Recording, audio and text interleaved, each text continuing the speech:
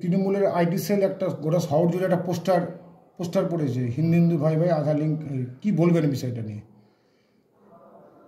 Actually তো বলারই কিছু নাই। এই যে স্লোগানটা লিখেছে, এটা যারা লিখেছে তৃণমূল, তারাই তো এটা বুঝতে পারছে না। হিন্দু হিন্দু ভাই ভাই আধার লিঙ্কে ফাইন খায়, এটা মাথামুন্ডুই তো নাই। এটা কোনো বিষয়ের উপর মাথামুন্ডু হবে, যেমন সমস্ত জায়গায় লেখা থাকছে এখন পশ্চিমবঙ্গে হিন্দু হিন্দু ভাই ভাই 2026-এ বিজেপিকে চাই। এটা হলে একটা কথা বলা যায়। এটার তো কোনো মাথামুন্ডু খায় না, মাখে না, কি করে। এখন বিজেপিকে দেখে সোশ্যাল মিডিয়া নকল করছে তৃণমূল। নকলও যে করবে, নকল করার টুকলি করারও কোয়ালিটি রাখতে হয়। টুকলি তো যে কোনো লোক টুকলি করে পাস করতে পারবে না, তার একটা কায়দা কানুন চাই।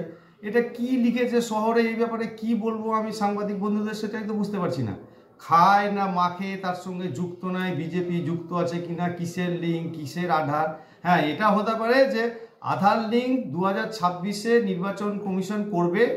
এখানে যে বুথে বুথে 40,000 50,000 এক একটা লোকসভাতে যে ভুয়ো ভোটার আছে, সেইটা ধরা পড়বে। এই জন্য একটা হতে পারে যে তাদের মাথা খারাপ হয়েছে, সেই জন্য আধার লিঙ্কের কমিশন খায় এসব লিখছে।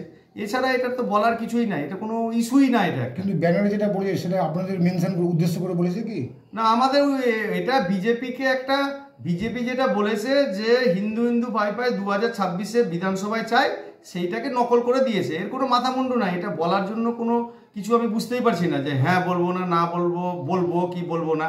সেই জন্য এসব নিয়ে আমাদের খুব একটা মাথা ব্যথা ব্যাপার নাই। যারা লাগিয়েছে তারা বুঝবে, তাদের ব্যাপার।